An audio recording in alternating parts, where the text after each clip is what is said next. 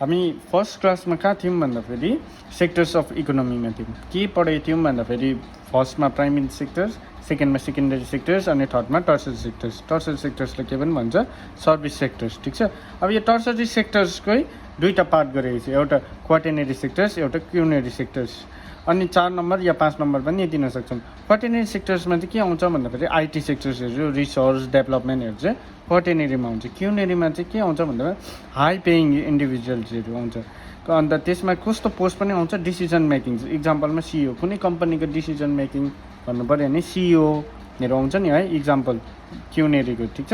अनि यसमा चाहिँ कस्तो खालके क्वेसन्सहरू आउँछ भन्दाखेरि आइटी सेक्टरमा चाहिँ कुन चाहिँ सेक्टर्स आउँछ भनेर, कुन चाहिँ सेक्टर्सको भित्र आउँछ आइटी सेक्टर्स भनेर।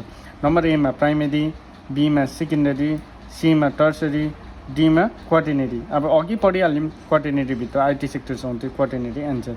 कोही बेला एन्सर घुमाएर पनि दिएको हुन्छ क्वेसन्सहरू, कस्तो पारा आउँछ भन्दाखेरि आइटी सेक्टर्स कुन चाहिँ सेक्टर्सको भित्र आउँछ, primary, secondary, tertiary, none of this. अब क्वाटेनरीमा पढेको थियौँ, क्वाटेनरी छैन, हामी नन अफ दिस लगाइपठाउँछौँ, त्यो चाहिँ गलत हुन्छ, ठिक छ। किन भन्दाखेरि अघि हामी पढिहालेको थियौँ यो टर्सरी सेक्टर्सकै पार्ट हो, योभन्दा भिन्न चाहिँ होइन, यसकै पार्ट हो यो क्वाटेनरी र क्युनेरी।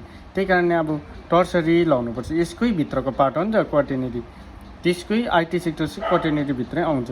अनि क्वेसन्स अरू बेला कस्तो पारा पनि आउँछ भन्दाखेरि इन्डियाको इम्प्लोइमेन्टमा सबसे भन्दा योगदान कुन चाहिँ सेक्टरको छ भनेर क्वेसन आउँछ। त्यतिखेर के भन्नुपर्छ हामी एग्रिकल्चरलाई अर्को नाम के भन्छौँ, प्राइमेरी सेक्टर्स पनि भन्छौँ।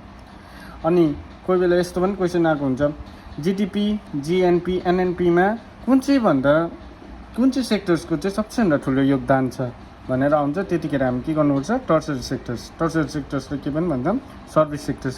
त्यो ठिकै छ, कुन चाहिँ सेक्टर्सको चाहिँ सबसे भन्दा बेसी योगदान छ भनेर आयो। कोही बेला यस्तो पनि आउँछ, जिडिपी, जिएनपी, एनएनपीमा कुन चाहिँ सेक्टर्सको चाहिँ सबसे भन्दा कम्ती योगदान छ भनेर पनि आउँछ। त्यतिखेर कुन चाहिँ सेक्टर्सको भन्दाखेरि एग्रिकल्चरलाई हामी अर्को नाम के पनि भन्छौँ प्राइमेरी।